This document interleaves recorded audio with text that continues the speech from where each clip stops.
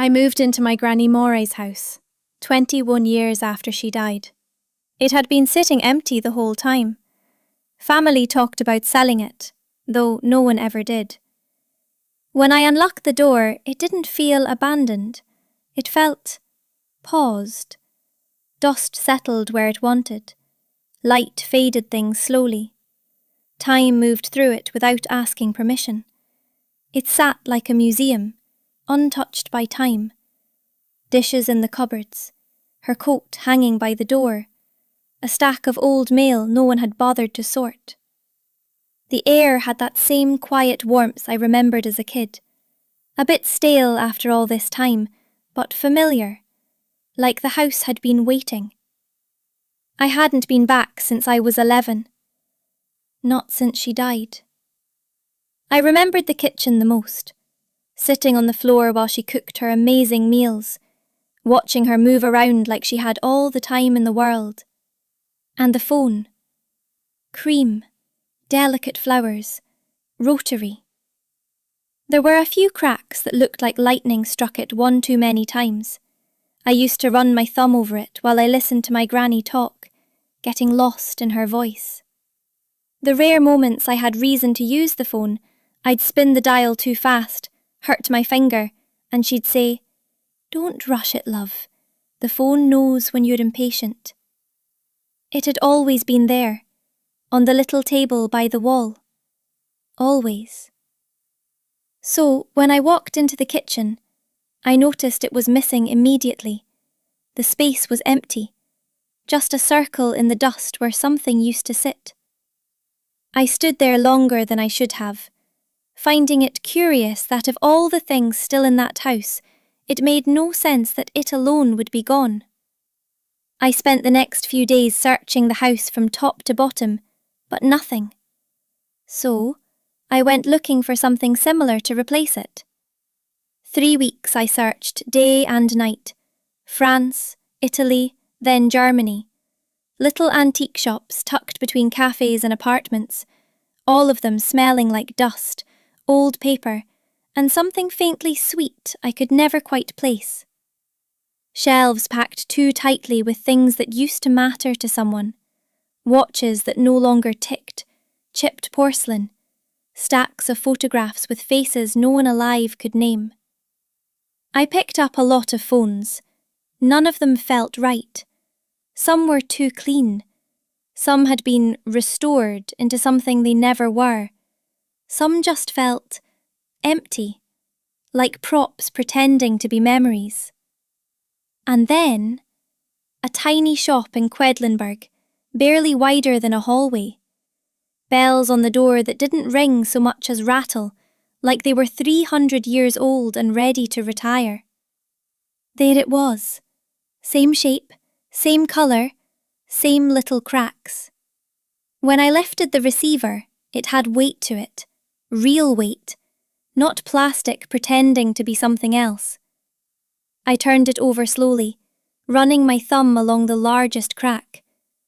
For a second, a strange thought crossed my mind, that maybe it was the same phone. Oh, come on, Siobhan, that's ridiculous. This is Germany, nowhere near. Still, my mind lingered on the idea a moment longer than it should have. The shop owner watched me from behind the counter like he already knew. You like? It still works, somehow. I'll take it. I sat it exactly where the old phone used to sit, plugged it in, lifted the receiver, and held it to my ear. Silence. Not sure what I expected, but I admit that I felt a little disappointed. I set it down and went to bed. That night, the house felt different, quieter than it should have been. Around midnight, the phone rang. Not soft, not distant. A sharp, full-bodied bring that could have woken the dead. I stood in the hallway, just staring at it. It rang again, and I jumped as if I had no idea how phones worked. I slowly walked into the kitchen and picked it up. Hello? Oh goodness, I'm sorry. I must have the wrong number. She hung up. I stood there a while, holding the receiver, very confused. I sat the receiver down, and immediately it rang loudly. Hello? Is this the O'Callaghan house? My chest tightened a little. Yeah. Who is this? Fiona? Everything in me went cold. Yes. No.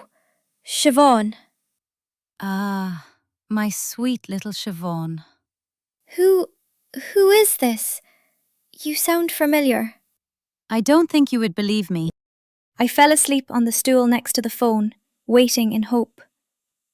I spent the next day trying to forget about the phone, but the more I tried, the more I was drawn to it.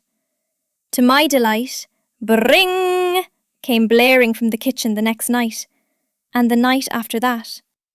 Always late, always like she wasn't entirely sure I'd answer. Sometimes there was a delay before she spoke, like she had to get somewhere first.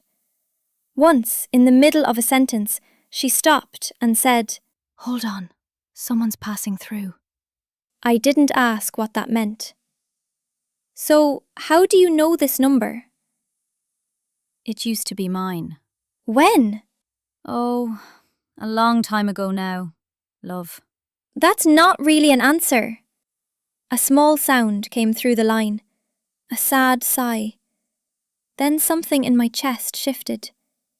A few nights later, she said, Go out to the old oak tree behind the house. The one with the knot that looks like an odd star. Dig 2 feet down. Why? So you'll stop asking me who I am. Off I went. Middle of the night, flashlight, shovel, cold air that made everything feel sharper than it should.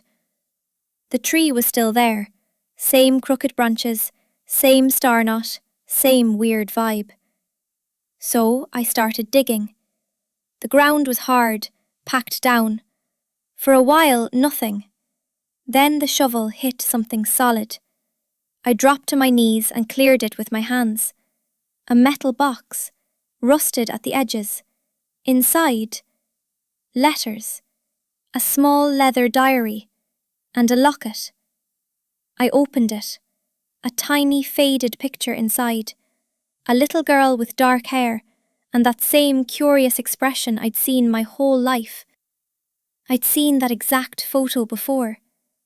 It was in one of Mammy's 400 photo albums, the old green one with the torn spine she never let anyone touch without sitting right there watching. She used to tap that picture and say, You remind me so much of your grandmother. I miss her so. I carefully removed the picture and saw writing. Maura, age 9.5. My breath caught.